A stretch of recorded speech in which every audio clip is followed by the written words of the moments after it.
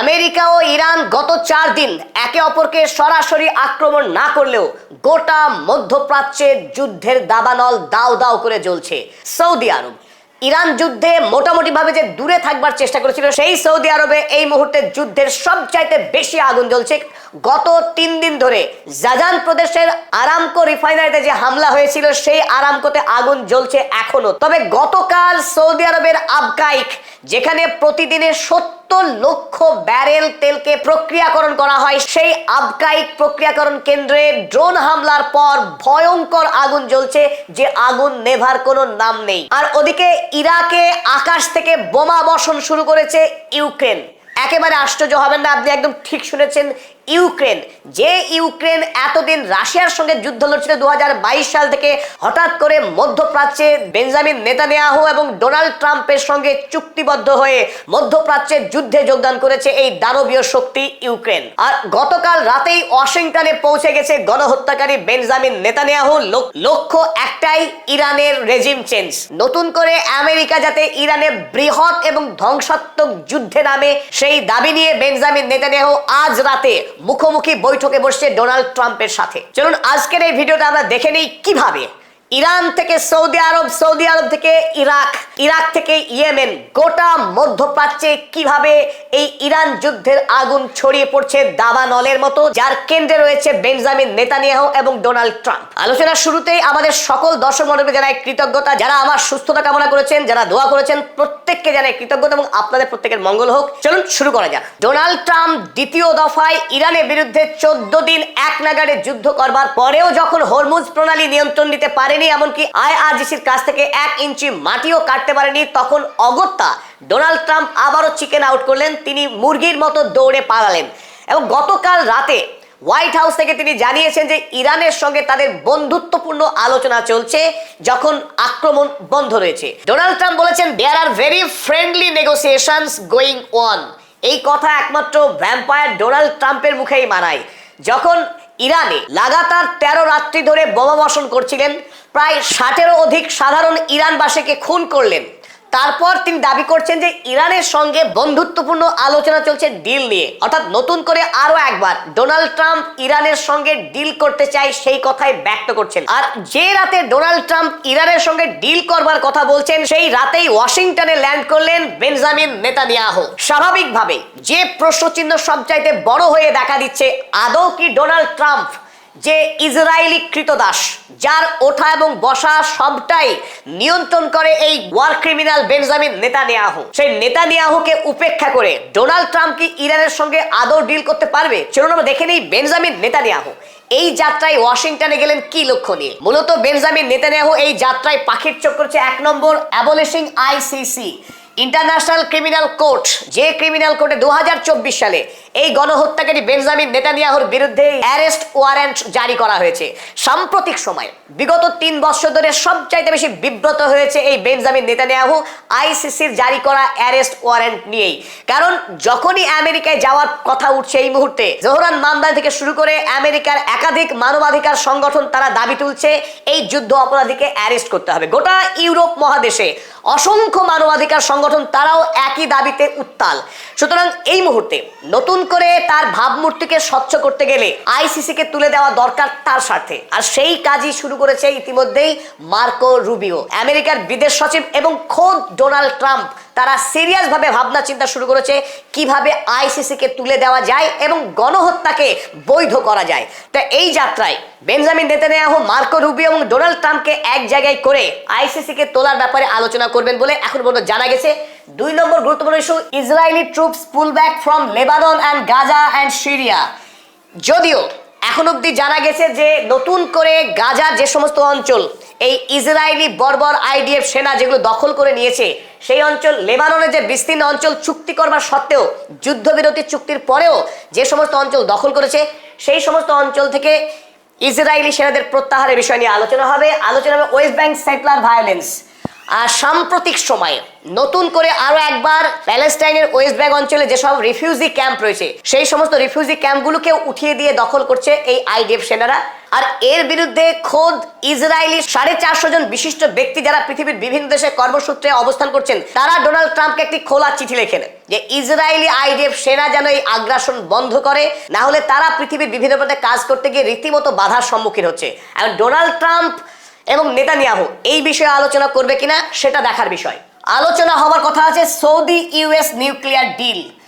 America Saudi আরবকে এই nuclear power plant তৈরির বিষয়ে সাহায্য করবে কিনা, যে চুক্তির বিষয়ে শর্ত হিসেবে ডোনাল্ড ট্রাম্প দাবি করেছিল যদি সৌদি আরব ইসরায়েলের সঙ্গে তাদের রাষ্ট্রীয় সম্পর্ককে স্বাভাবিক না করে, অর্থাৎ ইসরায়েলকে যদি রাষ্ট্রীয় স্বীকৃতি সৌদি আরব না দেয়, তাহলে আমেরিকা সৌদি আরবকে এই পারমাণবিক প্ল্যান্ট তৈরিতে সাহায্য করবে না, ওই চুক্তি বাতিল। এখন আজ রাতে ডোনাল্ড ট্রাম্প এবং বেঞ্জামিন নেতানিয়াহু তারা সৌদি আরবের এই চুক্তির ব্যাপারে কি সিদ্ধান্ত নেন সে বিষয়ে আলোচনা হবে। অপর গুরুত্বপূর্ণ আলোচনা হতে চলেছে এই দুই নেতার মধ্যে, তা হলো US F-35 deal with Turkey. তুরস্কের এরদোগানকে Donald Trump F-35 fighter jet আদৌ বিক্রি করতে পারবে কিনা, বিক্রি করার অনুমতি কি দেবে বেঞ্জামিন নেতানিয়াহু, সেই বিষয়ে আজ দুই নেতার আলোচনা হতে পারে। এবং সবশেষ গুরুত্বপূর্ণ আলোচনা ইরান ম্যাটার। ইরানের বিষয়ে বেঞ্জামিন নেতানিয়াহু সবচাইতে জোরদার দাবি নিয়ে গিয়েছে ডোনাল্ড ট্রাম্পের কাছে যে আরো একবার রেজিম চেঞ্জের জন্য যুদ্ধ করতে হবে এবং সেই যুদ্ধ বিধ্বংসী হতে হবে। কারণ ইসরায়েলের কাছে একটি বড় সড়ো প্রমাণ রয়েছে যে ইরান বর্তমানে পারমাণবিক বোমা তৈরি করবার একেবারে জোরদার প্রচেষ্টা চালাচ্ছে।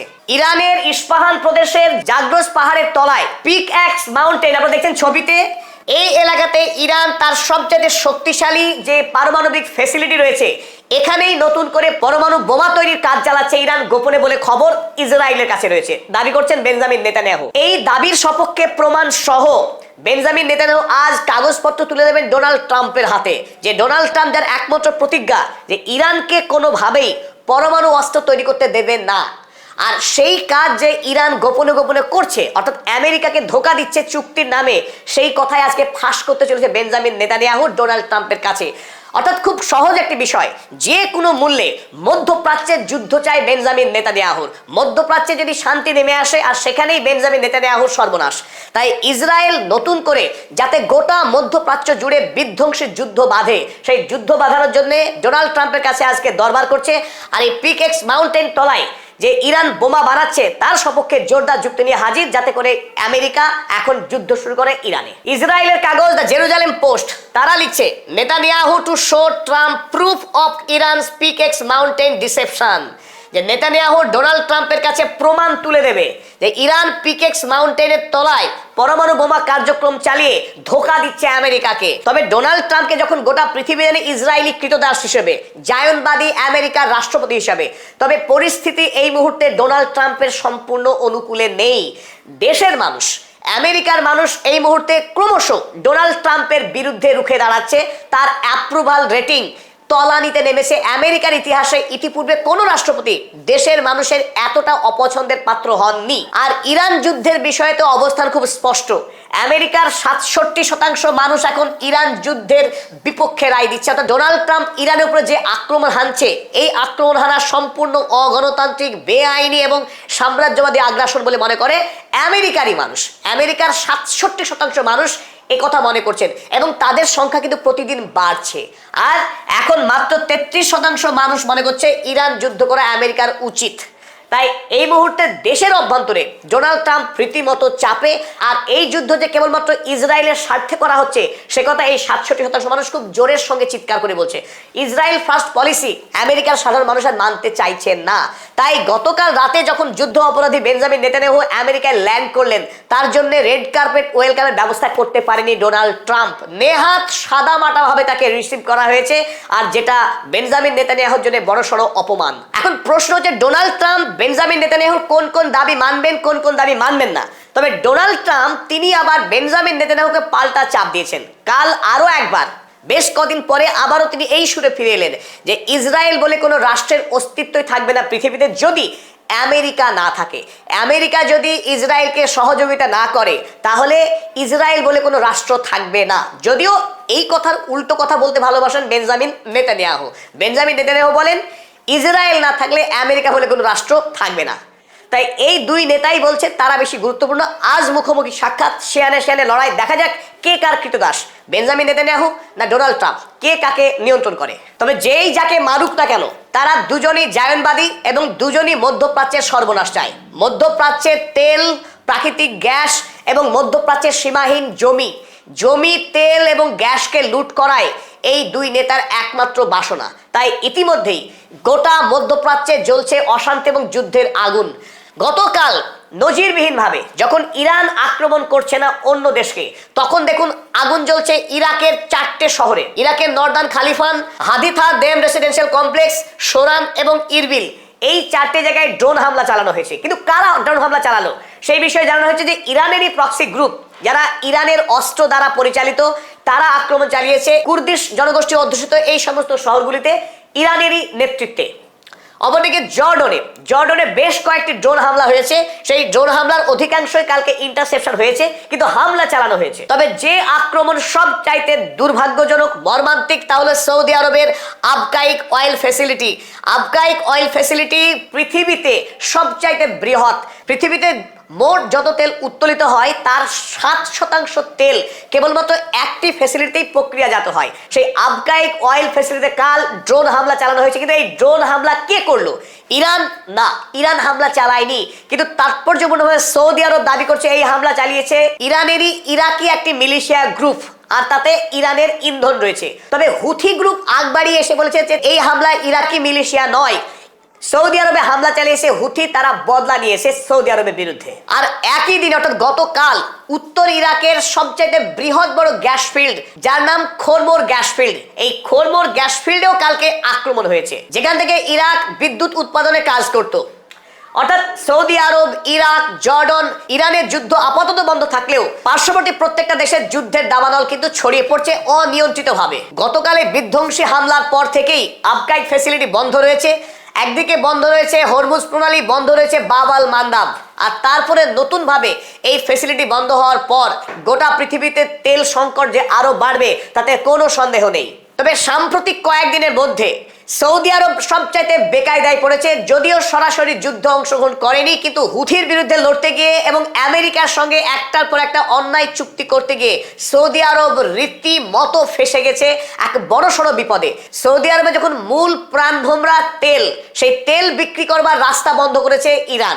হরমুজ প্রণালী বন্ধ, ওদিকে হুথির নেতৃত্বে বন্ধ রয়েছে লোহিত সাগর। তবে সুয়েজ ক্যানেল দিয়ে তেল বিক্রির কাজ চালাচ্ছিল সৌদি আরব। তবে সেই তেল প্রসেস করা, সেই তেলকে পরিশোধন করা যে কাজগুলো হয়, বড় বড় যে তৈল শোধনাগার, সেই তৈল শোধনাগারগুলোকে হামলা করে তাদের অবস্থা বেহাল করে দিয়েছে এখন হুথি এবং ইরানের অন্যান্য প্রক্সি গ্রুপ।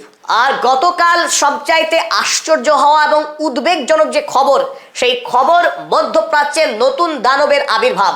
এই দানব ভলোদিমির জেলেনস্কি, যিনি জোকার হিসেবে তার জীবন শুরু করেছিলেন, সেই জোকার যে এত বড় দানব হয়ে উঠতে পারে, এত বড় রাক্ষসী চেহারা গ্রহণ করতে পারে, তা পৃথিবী এই মুহূর্তে দেখে হতবাক।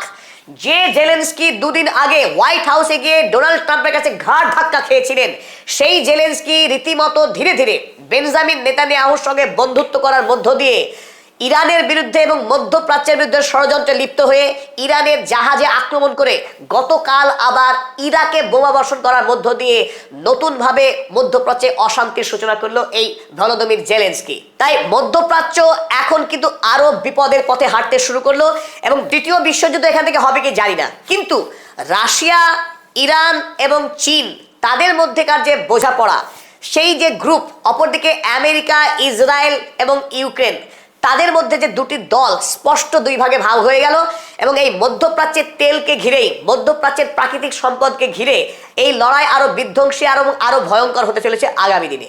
তবে পরিশেষে যেটা বলবো, ডোনাল্ড ট্রাম্পের সঙ্গে আজ বেঞ্জামিন নেতানিয়াহুর যে সাক্ষাৎ হতে চলেছে কিছুক্ষণের মধ্যেই, সেই সাক্ষাৎ অত্যন্ত গুরুত্বপূর্ণ। আগামীকাল ডোনাল্ড ট্রাম্প কি পদক্ষেপ নেবেন সেটা নির্ভর করবে আজকের এই বৈঠকের ওপরেই। তবে বেঞ্জামিন নেতানিয়াহুর এক এবং একমাত্র লক্ষ্য মধ্যপ্রাচ্যের মানুষ খুন করা, গণহত্যা করা, সিরিয়া, লেবানন, জর্ডন, প্যালেস্তাইন, পার্শ্ববর্তী প্রতিটা দেশের মাটি চুরি করা এবং প্রতিটা দেশের মানুষকে খুন করা একমাত্র লক্ষ্য বেঞ্জামিন নেতানিয়াহুর। সেই লক্ষ্যে আজ ডোনাল্ড ট্রাম্পের সঙ্গে তিনি মিট করছেন, যাতে করে ইরানে আরো বিধ্বংসী লড়াই শুরু করতে পারে। দেখা যাক সেই বৈঠকে কি হয়। আজকের মতো এতটুকু, সকলকে কৃতজ্ঞতা জানিয়ে শেষ করছে এই নিবেদন।